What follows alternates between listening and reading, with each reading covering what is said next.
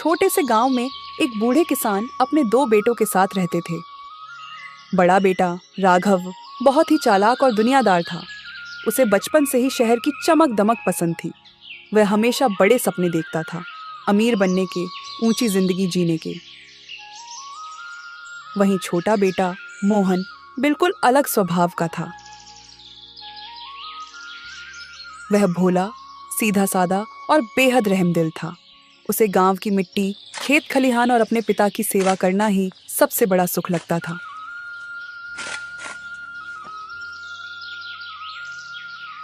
समय बीता और एक दिन राघव ने अपने पिता से कहा, पिताजी, मैं इस छोटे से गांव में रहकर अब कुछ भी बड़ा नहीं कर सकता। यहाँ हर दिन वही काम, वही जिंदगी है। मुझे शहर जाना है, जहाँ मैं अपने दम पर कुछ कर सकूं, अपनी किस्मत खुद बनाऊंगा और अपनी किस्मत खुद लिखूंगा। बेटा, मैं तुम्हारी बात समझता हूँ, लेकिन शहर की जिंदगी उतनी आसान नहीं होती जितनी तुम सोच रहे हो। वहाँ हर इंसान सिर्फ अपने फायदे के बारे में सोचता है। लोग मीठी बातों में फंसाकर धोखा भी दे देते हैं, इसलिए बहुत संभल कर रहना पड़ता है। पिताजी, आप मेरी चिंता मत कीजिए। मैं भी अब छोटा बच्चा नहीं रहा। मैं उतना ही समझदार और चालाक हूँ। कोई भी मुझे आसानी से धोखा नहीं दे सकता। मैं हर मुश्किल का सामना खुद कर लूंगा, चाहे हालात कितने भी कठिन क्यों ना हो। आखिरकार पिता ने उसे जाने की इजाजत दे दी। राघव शहर चला गया और मोहन अपने पिता के साथ गांव में ही रह गया। शहर पहुंचते ही राघव ने अपनी चालाकी दिखानी शुरू कर दी। वह लोगों से मीठी मीठी बातें करता, लेकिन अंदर से हमेशा अपना फायदा देखता। धीरे धीरे उसने छोटे मोटे व्यापार शुरू किए। एक दिन उसने एक व्यापारी से कहा, आप मेरे साथ काम कीजिए। मैं आपको ऐसा मौका दे रहा हूं जो बार बार नहीं मिलता। मैं आपकी मेहनत को सही दिशा दूंगा और आपको दुगना ही नहीं बल्कि उससे भी ज्यादा फायदा दिलाने की पूरी कोशिश करूंगा। उसकी चतुराई और बातों में आकर लोग उस पर भरोसा करने लगे और वो पैसे कमाता, लेकिन मुनाफे से सारे पैसे अपने पास रखता और फिर बदल करके कुछ ही पैसे व्यापारी को देता। राघव ने थोड़े ही समय में खूब पैसा कमा लिया, लेकिन उसका दिल और भी लालची होता गया। अगर मैं थोड़ा और चालाकी और समझदारी से काम करूं तो मैं सिर्फ अच्छा ही नहीं बल्कि बहुत ज्यादा पैसा भी कमा सकता हूं। मुझे बस सही मौके को पहचान कर उसे अपने फायदे में बदलना होगा। धीरे धीरे उसने लोगों को धोखा देना भी शुरू कर दिया, लेकिन उसकी चालाकी इतनी तेज थी कि कोई उसे पकड़ नहीं पाता। उधर गांव में मोहन अपने पिता के साथ खेतों में मेहनत करता था। वह सुबह सूरज निकलने से पहले उठ जाता और देर रात तक काम करता।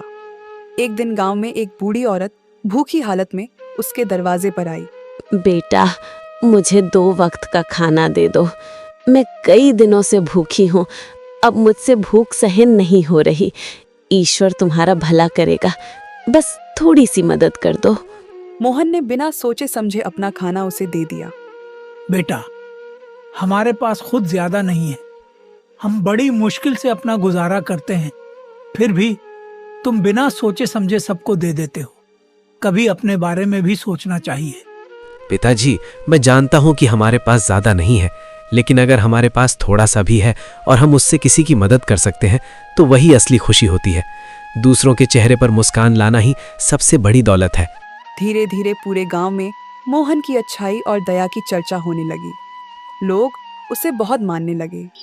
एक दिन गांव में भयंकर सूखा पड़ गया। खेत सूख गए, फसलें बर्बाद हो गईं। लोगों के पास खाने तक के लिए अनाज नहीं बचा। मोहन और उसके पिता भी बहुत मुश्किल में आ गए। अब क्या होगा बेटा? हमारे पास तो कुछ भी नहीं बचा। घर में खाने तक का सामान नहीं है और आगे का गुजारा कैसे होगा, ये सोचकर ही मन घबराने लगता है। पिताजी, आप चिंता मत कीजिए। ईश्वर पर भरोसा रखिए।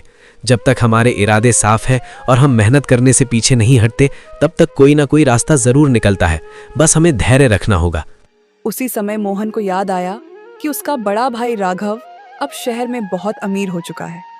शायद अब हमें राघव से मदद मांगनी चाहिए। आखिर वह हमारा ही अपना है। हो सकता है इस मुश्किल समय में वही हमारा सहारा बन जाए।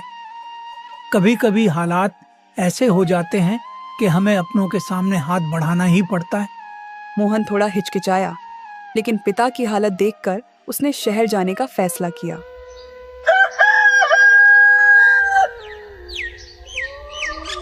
मोहन जब शहर पहुंचा तो वह राघव के बड़े और शानदार घर को देखकर हैरान रह गया। राघव ने अपने भाई को देखा, लेकिन उसके चेहरे पर खुशी कम और घमंड ज्यादा था। अरे मोहन और पिताजी, तुम यहाँ कैसे? इतने दिनों बाद अचानक तुम्हें यहाँ देखकर मैं थोड़ा हैरान भी हूँ। सब ठीक तो है ना? भैया, गांव में इस बार बहुत भयानक सूखा पड़ गया है। खेतों में कुछ भी नहीं होगा और अब हमारे पास खाने को भी कुछ नहीं बचा। इसलिए हम मजबूरी में आपकी मदद के लिए यहाँ आए हैं। उम्मीद है आप हमारी मदद करेंगे। राघव कुछ देर सोचता रहा, फिर उसके चेहरे पर एक चालाक मुस्कान आ गई। वो मोहन को अकेले में ले जाकर बोला, ठीक है, मैं तुम्हारी मदद कर सकता हूँ, लेकिन उसकी एक शर्त होगी और तुम्हें उसे पूरा करना ही होगा। भैया, आप जो भी शर्त रखेंगे मैं उसे मानने के लिए तैयार हूँ। हमारे हालात ऐसे हैं कि अब पीछे हटने का कोई रास्ता नहीं है। तुम्हें मेरे लिए एक काम करना होगा। अगर तुम वो काम ठीक से और समय पर कर पाए तो मैं तुम्हें इतना पैसा दूंगा कि तुम्हारी सारी मुश्किलें हमेशा के लिए खत्म हो जाएंगी और तुम्हें फिर कभी किसी के सामने हाथ नहीं फैलाना पड़ेगा। मोहन ने बिना सोचे हाँ कर दी, लेकिन उसे नहीं पता था कि राघव का यह काम कितना मुश्किल और खतरनाक होने वाला है। शहर से दूर एक घने जंगल के बीच एक पुरानी और रहस्यमयी गुफा है। लोग कहते हैं कि वहां कोई पुराना खजाना छिपा हुआ है, लेकिन आज तक कोई उसे निकाल नहीं पाया। अगर तुम वो खजाना मेरे लिए ले आओ तो मैं तुम्हें इतना धन दूंगा कि तुम्हारी सारी परेशानियां हमेशा के लिए खत्म हो जाएंगी। ठीक है भैया, मैं पूरी कोशिश करूंगा। चाहे रास्ता कितना भी कठिन क्यों ना हो, मैं उस गुफा तक जरूर जाऊंगा और जो भी होगा उसका सामना करके वापस आऊंगा।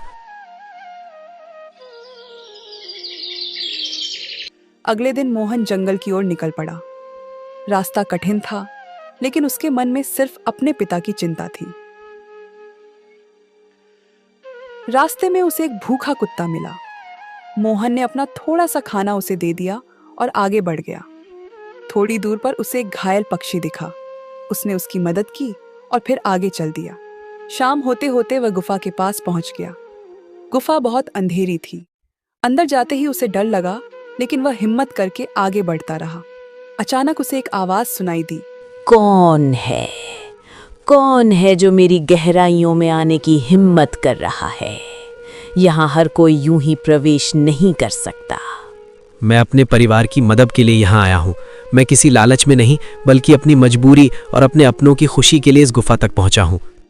कुछ देर बाद रास्ता और मुश्किल हो गया, लेकिन किसी तरह वह आगे बढ़ता रहा। उसे ऐसा लग रहा था जैसे कोई अदृश्य शक्ति उसकी मदद कर रही हो। आखिरकार वह गुफा के अंदर एक जगह पहुंचा जहां एक छोटा सा चमकता हुआ दीपक रखा था। शायद यही खजाना है। इतने समय से जिसकी तलाश थी वो आखिरकार मुझे मिल ही गया। अब अगर मैं इसे सही सलामत लेकर बाहर निकल जाऊं तो हमारे सारे दुख और परेशानियां हमेशा के लिए खत्म हो सकती हैं। वह दीपक लेकर वापस लौट आया। जब मोहन शहर वापस पहुंचा, राघव ने पूछा, खजाना कहाँ है? तुम इतने समय बाद लौटे हो, जरूर कुछ बड़ा लेकर आए हो। जल्दी बताओ, वो खजाना कहाँ है जिसे लेने के लिए मैंने तुम्हें भेजा था? मोहन ने धीरे से आगे बढ़कर दीपक दिखाया। ये क्या है? तुम मजाक कर रहे हो क्या? मैंने तुमसे सोना चांदी हीरे जवाहरात लाने को कहा था और तुम ये साधारण सा दीपक उठा लाए।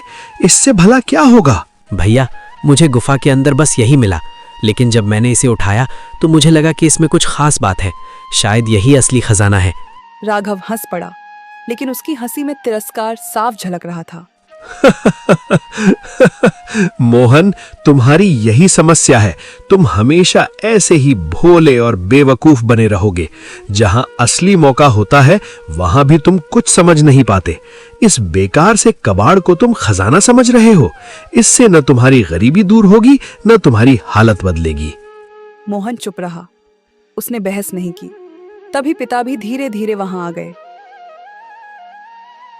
क्या हुआ बेटा? मोहन इतना दूर से आया है, उसने इतनी मेहनत और हिम्मत करके ये सफर तय किया है। कम से कम उसकी बात तो ध्यान से सुनो। हो सकता है वो कुछ सही कह रहा हो। बस पिताजी, मैं अब और ये सब बर्दाश्त नहीं कर सकता। मैंने इसे एक अच्छा मौका दिया था ताकि ये कुछ कर सके, लेकिन ये हमेशा की तरह कुछ काम का साबित नहीं हुआ। इसने फिर से मुझे निराश ही किया है। भैया, मैंने पूरी कोशिश की। रास्ता आसान नहीं था, लेकिन फिर भी मैं गुफा तक गया और जो मुझे वहां मिला उसे लेकर वापस आया। मैंने कोई कसर नहीं छोड़ी, बस जो सच था वही आपके सामने रख रहा हूं। मुझे तुम्हारी कोशिश नहीं चाहिए, मुझे सिर्फ नतीजा चाहिए था। और तुम क्या लेकर आए हो? कुछ भी नहीं। इतने समय के बाद भी तुम खाली हाथ लौटे हो। इससे साफ है कि तुम इस काम के लायक ही नहीं थे। राघव बेटा, इतना कठोर मत बनो। आखिर ये तुम्हारा अपना भाई है जिसने पूरी ईमानदारी से कोशिश की है। हर बार सिर्फ नतीजा ही नहीं देखा जाता, कभी कभी इंसान की नियत और मेहनत भी समझनी चाहिए। लेकिन राघव का दिल अब पूरी तरह लालच और घमंड से भर चुका था। अगर ये दोनों मेरे किसी काम के नहीं हैं, अगर ये मेरे काम को सही से नहीं निभा सकते और हमेशा मेरी उम्मीदों पर खरे नहीं उतरते, तो फिर इन्हें यहाँ रहने का भी कोई हक नहीं है। मैं ऐसे लोगों के लिए समय और संसाधन बर्बाद नहीं कर सकता। क्या सच में तुम हमें घर से निकाल रहे हो? राघव, तुम ऐसा कैसे कह सकते हो? हम तुम्हारे परिवार का हिस्सा हैं और तुम्हारे छोटे भाई ने तुम्हारी मदद के लिए मेहनत की। क्या ये सब तुम्हारे लिए कोई मायने नहीं रखता? हाँ, बिल्कुल सही सुना आपने। अब और देर नहीं करूंगा। तुम दोनों इस घर से अभी के अभी चले जाओ। यहां तुम्हारे रहने का कोई हक नहीं है। और ये बेकार सा दीपक भी अपने साथ ले जाओ, क्योंकि इस घर में अब तुम्हारे लिए कोई सम्मान या जगह नहीं बची है। मैं ऐसे लोगों के लिए अपना समय, संसाधन और ऊर्जा बर्बाद नहीं कर सकता। अब तुम्हें अपनी राह खुद बनानी होगी। मोहन की आंखों में आंसू आ गए, लेकिन उसने फिर भी कोई शिकायत नहीं की। ठीक है भैया, जैसा आप कहें। मैं आपके कहने पर मान रहा हूँ, लेकिन दिल में बहुत दुख है। मैं जानता हूँ कि आप नाराज हैं, पर मैं हमेशा आपका सम्मान करता हूँ और कभी भी आपकी उम्मीदों को तोड़ना नहीं चाहता। मैंने कभी नहीं सोचा था कि मेरा अपना बेटा ही हमें इस तरह घर से निकाल देगा। जो बच्चे मैं अपने खून पसीने और मेहनत से बड़ा किया, वही आज हमें इतनी कठोरता से सामने खड़ा कर रहा है। ये मेरे लिए बहुत बड़ा झटका है और मैं नहीं जानता कि अपने बच्चों के लिए मेरी ये उम्मीदें अब कहाँ जाएंगी। राघव ने मुंह फेर लिया। उसे कोई फर्क नहीं पड़ा। रात का समय था, ठंडी हवा चल रही थी। मोहन और उसके पिता घर से बाहर खड़े थे। उनके पास सिर्फ वही छोटा सा दीपक था। मोहन और उसके पिता उस रात शहर के बाहर एक बड़े पेड़ के नीचे आकर बैठ गए। चारों तरफ सन्नाटा था, ठंडी हवा चल रही थी। अब हम कहाँ जाएंगे बेटा? घर से निकाल दिया गया है और हमारे पास कोई जगह भी नहीं। ये सोचकर ही मन भारी हो जाता है। पिताजी, आप चिंता मत कीजिए। जब तक ईश्वर हमारे साथ है, हमें कोई ना कोई रास्ता जरूर मिलेगा। मुश्किलें कितनी भी बड़ी क्यों ना हो, अगर हम भरोसा रखेंगे और हिम्मत नहीं छोड़ेंगे तो हर समस्या का हल निकल आता है। बेटा, अपना गांव कितना अच्छा था ना। छोटी सी झोपड़ी थी, लेकिन उसमें सुकून था। वहां की मिट्टी की खुशबू, सुबह की ठंडी हवा और बच्चों की हंसी, सब कुछ कितना सरल और प्यारा लगता था। हाँ पिताजी, सुबह की ठंडी हवा, खेतों की खुशबू, गांव के लोग, हर चीज कितनी अपनी लगती थी। वहां हमारी जिंदगी कठिन जरूर थी, लेकिन दिल को चैन और आत्मा को शांति मिलती थी। अब वही याद करके ही मन को थोड़ी राहत मिलती है। कुछ देर दोनों चुप बैठे रहे, बस यादों में खोए हुए। फिर मोहन ने धीरे से कहा, पिताजी, ऐसे बैठकर सिर झुकाने से कुछ नहीं होगा। हमें काम ढूंढना होगा, कोशिश करनी होगी। मैं जाकर देखता हूँ कि कहीं कोई रोजगार या मदद मिल सके। कुछ न कुछ जरूर मिलेगा। हमें हार नहीं माननी चाहिए। ठीक है बेटा, मुझे तुम पर भरोसा है, लेकिन अपना ध्यान रखना। रास्ते में किसी भी मुश्किल या धोखे से सतर्क रहना। तुम्हारी सुरक्षा सबसे जरूरी है।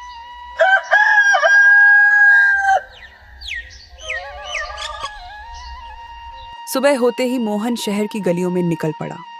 हाथ में वही छोटा सा दीपक था।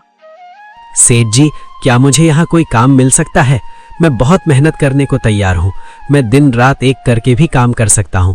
बस मुझे एक मौका दीजिए ताकि मैं आपके व्यवसाय में मदद कर सकूँ और कुछ कमा सकूँ। दुकानदार ने मोहन को ऊपर से नीचे तक देखा। उसके चेहरे के भाव से साफ था कि उसे मोहन पर ज्यादा भरोसा नहीं था। नहीं, हमें अभी किसी की जरूरत नहीं है। हमारी दुकान में फिलहाल सब काम अपने कर्मचारी संभाल रहे हैं, इसलिए तुम्हारे लिए कोई जगह नहीं है। मालिक, कोई छोटा मोटा काम ही सही, मैं झाड़ू लगाना हो, सामान उठाना हो या कुछ भी, मैं मेहनत करने को तैयार हूँ। बस मुझे अवसर दीजिए, मैं अपनी उम्मीदों पर खरा उतरूंगा। नहीं है, आगे जाओ। यहाँ तुम्हारे जैसे कई लोग आ चुके हैं और हमें किसी पर भरोसा नहीं होता। अब तुम जाकर किसी और जगह कोशिश करो। एक के बाद एक हर जगह से उसे मना कर दिया गया। अब मोहन के चेहरे पर थकान और निराशा साफ दिखने लगी, लेकिन उसने हिम्मत नहीं छोड़ी। चलते चलते वह एक सुनार की दुकान के सामने आकर रुक गया। दुकान में सोने चांदी के गहने चमक रहे थे। मोहन ने एक पल सोचा, फिर अंदर चला गया। सेठ जी, क्या मुझे यहाँ कोई काम मिल सकता है? मैं बहुत मेहनत करूंगा, बस एक मौका दे दीजिए। सुनार ने ध्यान से मोहन की तरफ देखा। उसके साधारण कपड़े और थका हुआ चेहरा सब कुछ बता रहे थे। काम तो है, लेकिन आसान नहीं है।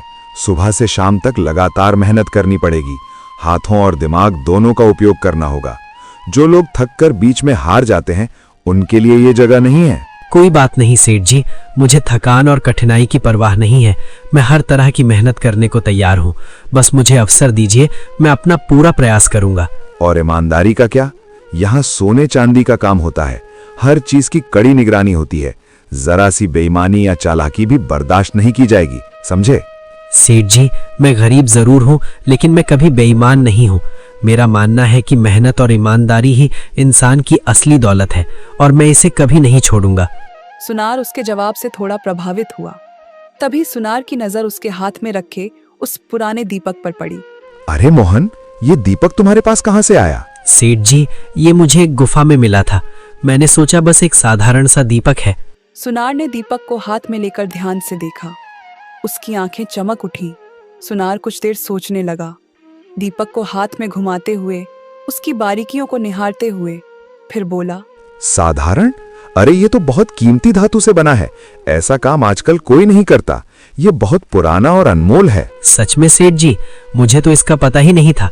मैंने बस सोचा था कि यह एक साधारण सा दीपक है और मैंने इसे कोई अहमियत नहीं दी।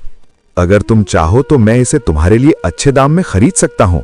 ये सिर्फ एक दीपक नहीं, बल्कि बहुत कीमती और दुर्लभ वस्तु है, और इसके लिए मैं तुम्हें उचित मूल्य देने को तैयार हूँ। मोहन ने एक पल सोचा, फिर अपने पिता की हालत याद आई। ठीक है सेठ जी, अगर इससे मेरे पिताजी की मदद हो सकती है तो मैं इसे बेचने को तैयार हूँ। सुनार ने उसे बहुत अच्छे पैसे दिए, इतने कि मोहन ने कभी सोचा भी नहीं था। मोहन खुशी खुशी अपने पिता के पास गया। पिताजी, देखिए, हमें आखिरकार बहुत सारे पैसे मिल गए हैं। इतनी मेहनत और ईमानदारी के बाद ईश्वर ने हमारी मदद कर ही दी। बेटा, सच में ईश्वर ने हमारी सुन ली। हमारी मुश्किलें अब खत्म हो गई हैं और हम नए सिरे से अपने जीवन को संवार सकते हैं। पिताजी, अब हम वापस अपने गांव चलेंगे।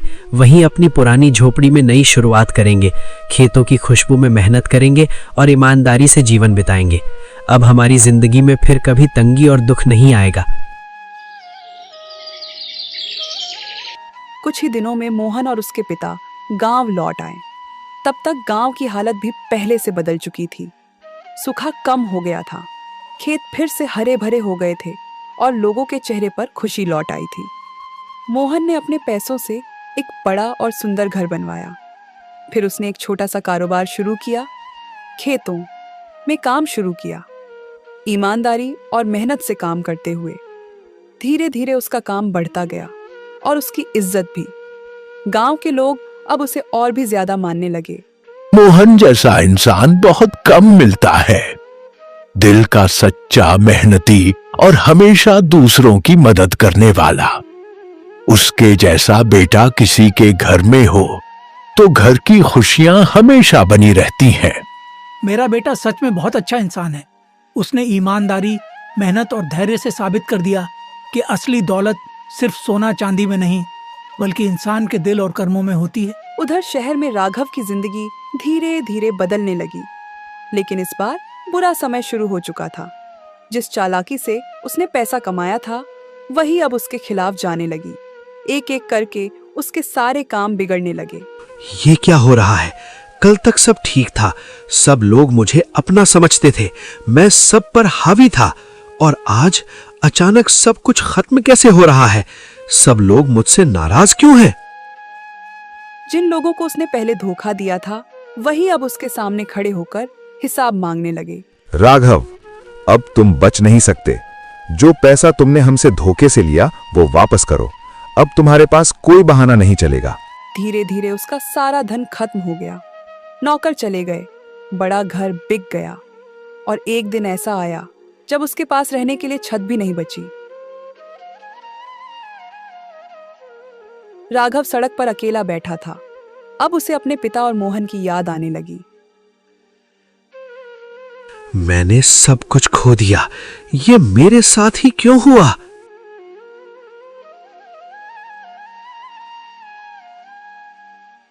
मजबूर होकर राघव अपने गांव लौट आया। जैसे ही वह गांव पहुंचा, वह हैरान रह गया। गांव पहले से कहीं ज्यादा अच्छा हो चुका था। हरे भरे खेत, खुशहाल लोग, और बीच में एक बड़ा और सुंदर घर। राघव ने किसी से पूछा, ये बड़ा घर किसका है? अरे, ये तो मोहन का घर है। अब वो गांव का सबसे सम्मानित इंसान है। ये सुनकर राघव के पैरों तले जमीन खिसक गई और उसके दिल में जलन की आग भड़क उठी। मोहन इतना आगे कैसे बढ़ गया? ये मैं कभी नहीं सोच सकता था। मैं इतना मेहनत करता रहा, चालाकी करता रहा, और वही भाई जिसे मैं हमेशा छोटा समझता था, आज मुझसे आगे निकल गया। राघव धीरे धीरे उस घर के पास पहुंचा। मोहन बाहर खड़ा था। मोहन ने जैसे ही उसे देखा, पहचान गया। भैया, आप? राघव की हालत बहुत खराब थी। कपड़े फटे हुए, चेहरा थका हुआ, और आंखों में निराशा झलक रही थी। मोहन, मैं सब कुछ हार गया। मेरी चालाकियां, मेरी मेहनत सब बेकार हो गया। मैं खुद को नहीं संभाल पाया। भैया, पहले अंदर आइए, आप बहुत थक गए होंगे। चलिए आराम कीजिए, फिर सब कुछ सही से समझेंगे। पिता भी वहां आ गए। उनकी आंखें नम थीं और वे बेटे की हालत देखकर भावुक हो गए। राघव, बेटा, तू लौट आया है। तेरी ये हालत देखकर मेरा दिल भर आया। तू इतना परेशान और थका हुआ कैसे हो गया? कुछ देर बाद राघव ने चारों तरफ देखा। बड़ा घर, सुख सुविधाएं, और हैरान रह गया। मोहन, ये सब कैसे? तुमने इतनी मेहनत की और इतना सब कुछ कैसे हासिल कर लिया? मैं तो हमेशा सोचता था कि चालाकी और शहदूबीजी से ही सब कुछ मिलता है, और तुमने सिर्फ ईमानदारी और मेहनत से ये सब कर दिखाया।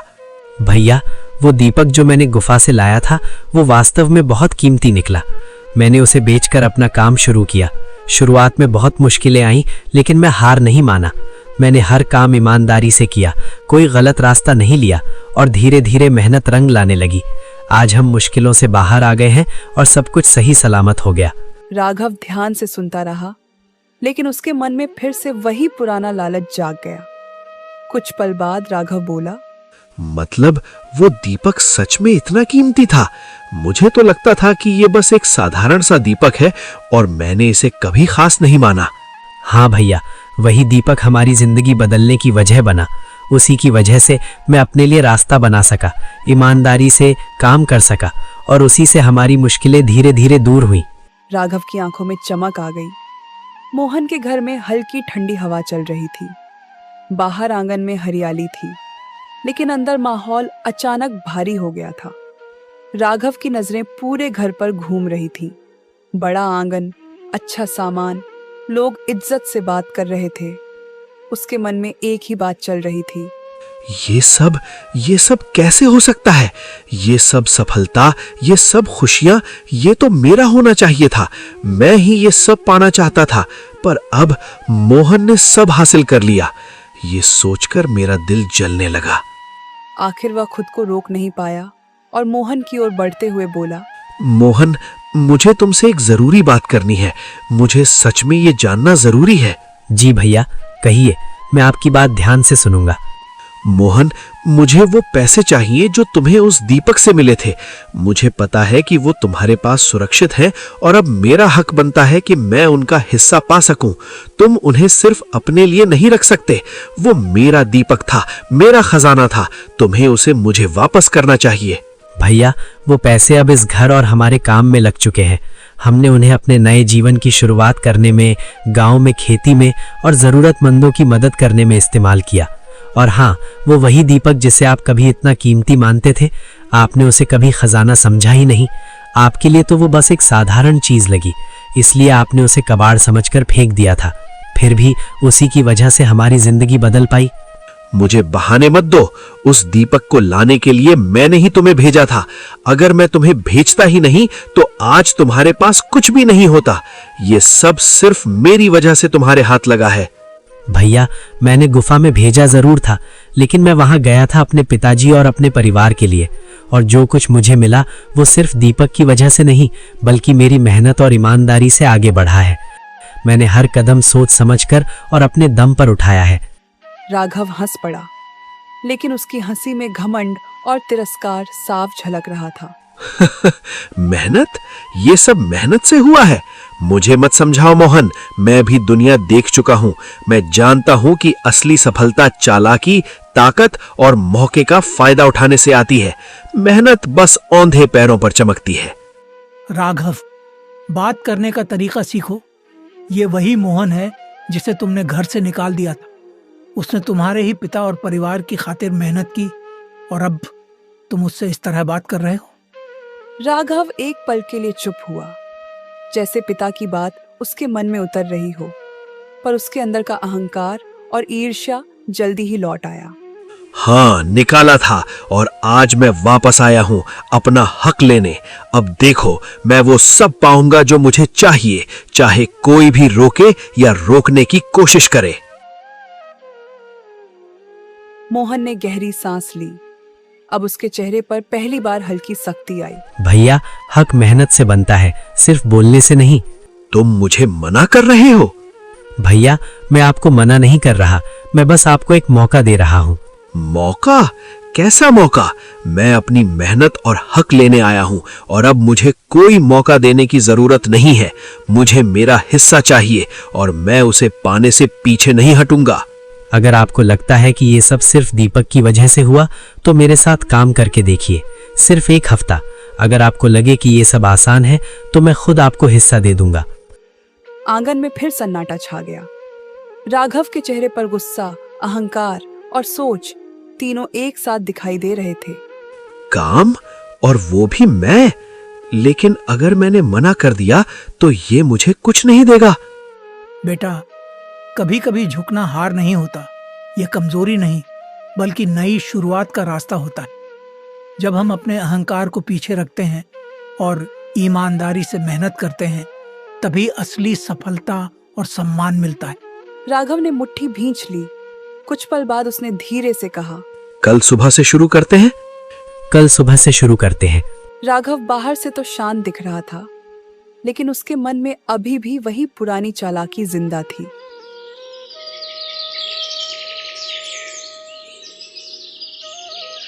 दिन भर वह मोहन के साथ काम करता, लेकिन अंदर ही अंदर कुछ और सोच रहा था।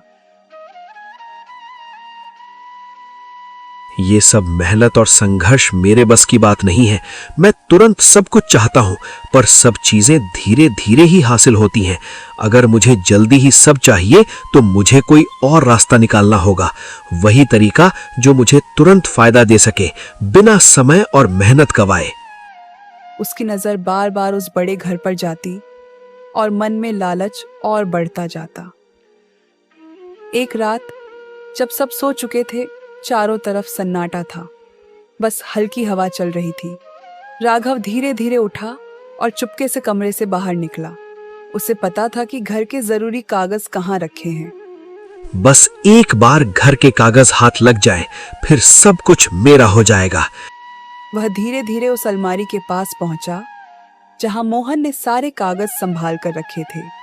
उसने चारों तरफ देखा, कोई नहीं था।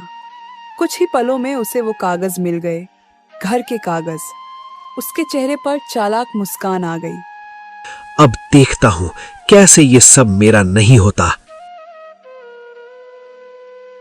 वह चुपके से कागज लेकर बाहर निकल गया।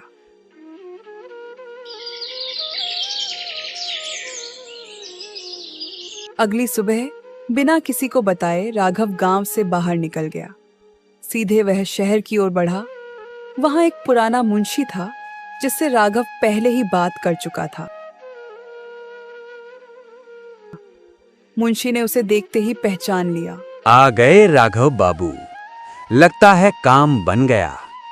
सब तैयारी पूरी हो गई है। हाँ मुंशी जी, अब ये घर मेरे नाम कर दो और जल्दी से इसे बेचने का इंतजाम करो। मैं अब इंतजार नहीं करना चाहता, जितनी जल्दी हो सके ये सब पूरा कर दो।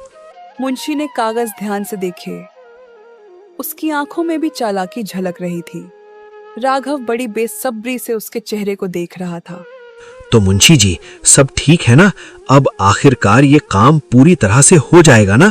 जल्दी बताइए, मुझे इंतजार नहीं, मैं जानना चाहता हूं कि सब तैयार है या नहीं। राघव बाबू, ये आप क्या लेकर आए हैं? ये क्या दस्तावेज हैं? क्या मतलब? ये मेरे घर के कागज हैं। इन्हें बेचने की बात हुई थी ना? मैंने सब कुछ सही तरीके से किया है। घर के कागज तो हैं, लेकिन एक बात आपने ध्यान नहीं दी। कौन सी बात? यहां देखिए, इस घर की आधी मिल्कियत पहले से ही आपके नाम दर्ज है। आप सोच रहे थे कि पूरा घर मोहन का है, लेकिन सच्चाई ये है कि आधा हिस्सा पहले ही कानूनी तौर पर आपके नाम में है। राघव एकदम सन्न रह गया। क्या मेरे नाम? ये कैसे हो सकता है?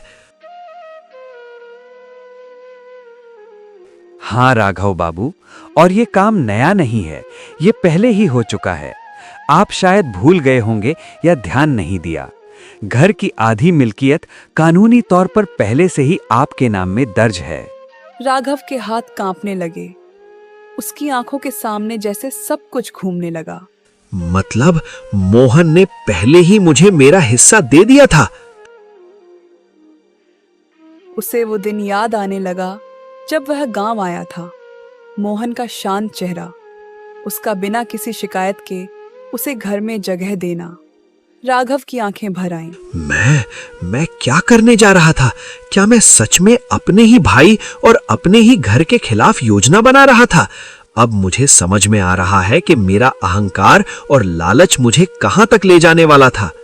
जिस भाई ने मुझे पहले ही अपना हिस्सा दे दिया, मैं उसी का घर छीनने चला था। उसके मन में एक के बाद एक बातें गूंजने लगीं। मैं तुम्हें मौका दे रहा हूं भैया, मेहनत से सब बना है, आप यहां आराम से रहिए। राघव की आंखों से आंसू गिरने लगे। मुंशी उसे देख रहा था। अब उसके चेहरे पर भी गंभीरता थी। राघव बाबू, लगता है आपसे बड़ी गलती होने वाली थी। अगर समय रहते आप रुकते नहीं तो पछतावा बहुत भारी पड़ता। गलती नहीं मुंशी जी, ये तो पाप होता। मैं खुद को नहीं रोक पाया। अहंकार और लालच ने मुझे अंधा कर दिया था। अब समझ में आ रहा है कि अगर मैंने ऐसा किया होता तो सिर्फ मेरी नहीं, पूरे परिवार की खुशियां तबाह हो जाती। मुझे अभी घर जाना होगा, अभी, इसी वक्त। बिना कुछ और कहे राघव तुरंत वहां से निकल पड़ा। उसके कदम तेज थे, लेकिन दिल भारी। रास्ते भर उसके मन में एक ही बात चल रही थी। जब राघव घर पहुंचा तो उसके कदम धीमे हो गए। वो दरवाजे पर खड़ा रहा। अंदर जाने की हिम्मत नहीं हो रही थी। मोहन ने मुझे इतना प्यार दिया और मैं उसे धोखा देने जा रहा था। मैं उनका सामना कैसे करूंगा? अंदर से मोहन की आवाज आ रही थी। वो पिता से हंसकर बात कर रहा था। जिस घर से मैंने इन्हें निकाला था, आज वही घर मुझे अपनाने के लिए खड़ा है। राघव की आंखें फिर भर आईं। राघव धीरे धीरे घर के अंदर आया। उसके कदम भारी थे, आंखें झुकी हुई थीं। मोहन ने उसे देखा। भैया, आप आ गए, सब ठीक है ना? मुझे चिंता हो रही थी कि कहीं कुछ गलत ना हो जाए। राघव कुछ बोल नहीं पाया। उसके गले में गांठ थी और आंखों से अनजाने में आंसू बहने लगे। क्या हुआ बेटा? इतनी जल्दी क्यों परेशान हो रहे हो? सब कुछ ठीक है, बताओ क्या हुआ। पिताजी, मोहन, मुझे माफ कर दीजिए। मैंने बहुत बड़ी गलती की है। मेरा अहंकार और लालच मुझे अंधा कर दिया। मैं अपने भाई और अपने परिवार के लिए गलत सोच रहा था। भैया, ये आप क्या कह रहे हैं? नहीं मोहन, आज मुझे सब सच सच कहना होगा। अब और झूठ नहीं बोल सकता। मैं घर के कागज चुराकर उन्हें बेचने की योजना बना रहा था। मुझे लगा था कि मैं अपना हक ले लूंगा, पर अब समझ रहा हूं कि ये कितनी बड़ी गलती और पाप था। कमरे में सन्नाटा छा गया। पिता की आंखें फैल गईं, लेकिन उन्होंने कुछ नहीं कहा। लेकिन जब मुंशी ने बताया कि आधी जमीन पहले से ही मेरे नाम है, तब मुझे सच में समझ आया कि तुमने मुझे पहले ही सब कुछ दे दिया था। तुम्हारी ईमानदारी और मेहनत ने सब कुछ संभाल रखा था, और मैं तुम्हारा सब कुछ छीनने जा रहा था। मैं बहुत शर्मिंदा हूं मोहन। क्या तुम मुझे माफ कर सकते हो? मेरी ये गलती और अहंकार मैंने अब खुद महसूस किया है। मोहन बस चुपचाप सुनता रहा।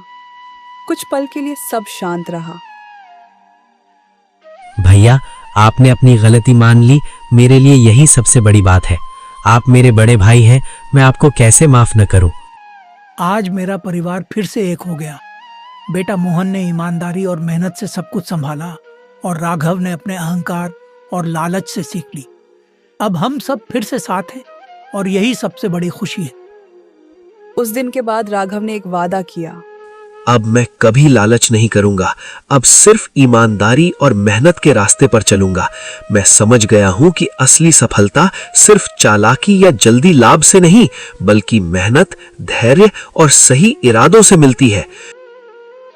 और इस बार उसने अपना वादा निभाया। दिन बीतते गए। राघव सुबह सबसे पहले उठता, पूरे मन से काम करता, किसी तरह की चालाकी नहीं करता। मोहन भी उसके साथ कंधे से कंधा मिलाकर काम करता। धीरे धीरे दोनों भाइयों ने मिलकर और जमीन खरीदी, नए खेत बनाए, नई फसलें उगाईं।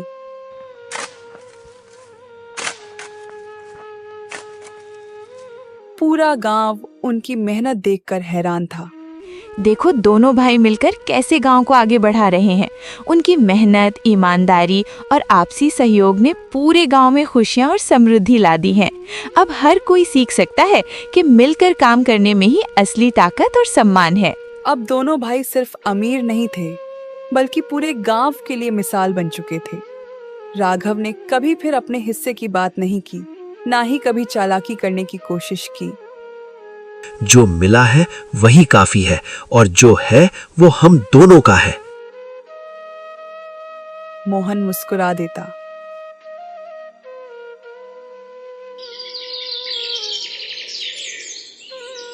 समय बीता। दोनों भाइयों की शादी भी अच्छे घरों में हो गई। घर में खुशियों की रौनक छा गई। आंगन में हंसी गूंजने लगी। पिता सुकून से रहने लगे।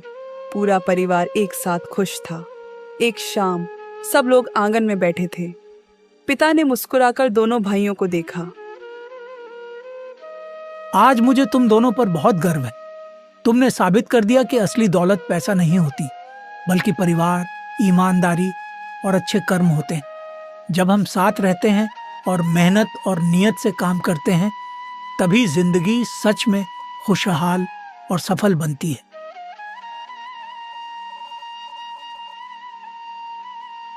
लालच इंसान को गिरा देता है, लेकिन सच्चाई और मेहनत उसे फिर से उठा देती है। किस्मत खजाने से नहीं, अच्छे कर्मों और रिश्तों से बनती है। आपको यह कहानी कैसी लगी?